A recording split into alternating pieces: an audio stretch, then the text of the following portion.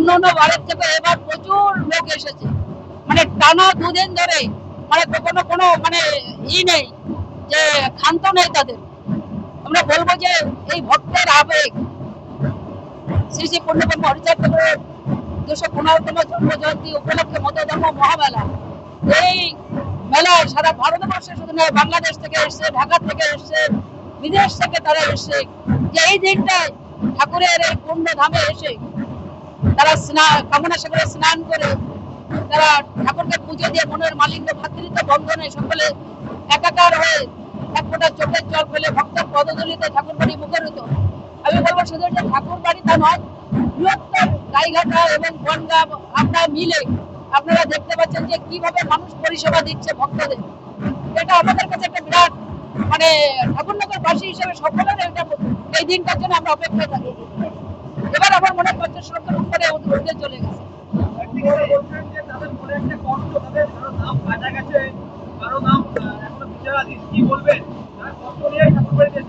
অবশ্যই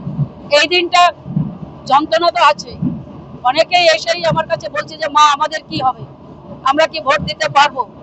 বিচারাধীন আছে, ডিলিট হয়ে গেছে, আমাদের কি আর কোনোদিন ভোটের অধিকার কি আমরা দিতে পারবো কি, আমাকে বংশে যারা আছে তারা কি ভোটের অধিকার পাবে কিনা।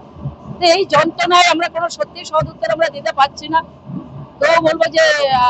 ঠাকুরের কাছে এটাই প্রার্থনা করি যে 2002 সালের পরে যাদের নাম উঠেছে, অনেকে 2000 আগেও তাদের বাবা মার আছে, সন্তানের নেই, বিএলআর যে ডিউটি দিয়েছে তার বাবা মার আছে, বড় ভাই আছে,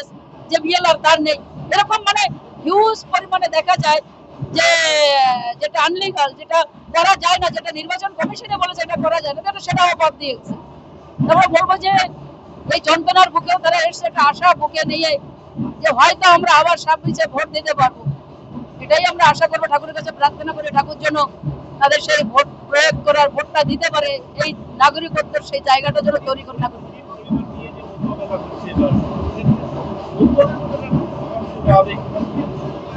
দেখুন যে তিনটে কমিটি মিলে আমরা চাইছি যে ভক্তের জন্য কোনো অসুবিধা না হয়, তার জন্য রেজিস্ট্রেশন আমার নামে, মেলার পারমিশন আমার নামে, রিটার্ন ফাইল আমি করি, তবুও কম্প্রোমাইজ আমি করছি যে এই কারণে যে একটা পরিবার থাকলে বর্মলা, কিন্তু সেটাকে সার্বিকের জন্য সকলের জন্য যদি আমরা এক হয়ে একটা মেলাটা করতে পারি তাহলে মতদের কাছে একটা ভালো যাবে। কিন্তু আরো আনন্দ হতো যদি আজকে এসআইআর ওদের ভোটটা কেটে না যায়, তাদের যে ক্ষোভ বিজেপির প্রতি, সেই ক্ষোভটা আজকে তাদের উপরে তারা মানে চোখের জলে ভাসছে।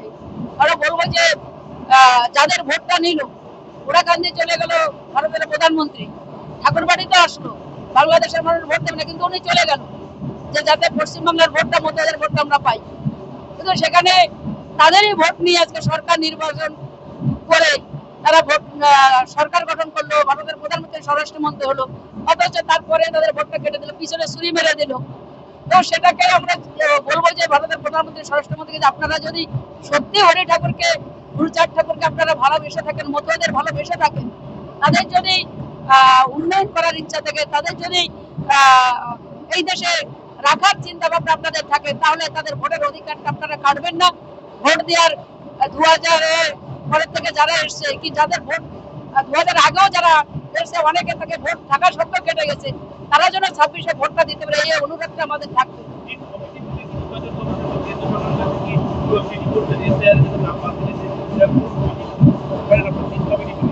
না, এখনো সেরকম আমরা কোনো সদুত্তর তার কাছে থেকে পাইনি, তবে যেটা বিচারাধীন আছে তদন্ত, সেটাকে হয়তো কিছুটা তার ভিতর থেকে অনেকটা মানে কিছুটা আবার ভোট দিতে পারবে, কিন্তু সব যে পারবে তো নয়। যেখানে 11টা ডকুমেন্ট যেটা চাইছে, অনেকের বহু লোকের কাছেই নেই, এবং এমনও দেখা গেছে যে বাবা মার সঙ্গে বয়সের কোনো পার্থক্য, এই বাবা মার আছে, তার ছোট সন্তানের অন্য সন্তানের আছে, মানে কোনো জায়গায় একটা স্পেলিং ভুল হয়ে গেছে, তার জন্য তার নামটা কেটে দিয়েছে, মানে হিউজ পরিমাণে একটা আনলিগাল জিনিস এসআইআর এর মধ্যে হয়েছে। আমরা বলবো এটা সঠিকভাবে করা উচিত, মানুষ আগে, আমরা তারপর পরবর্তীকালে কে কি রাজনীতি করবে সেটা পরে, তাদের প্রয়োগ করা, ভোটের অধিকারটা তাদের দেওয়া উচিত মনে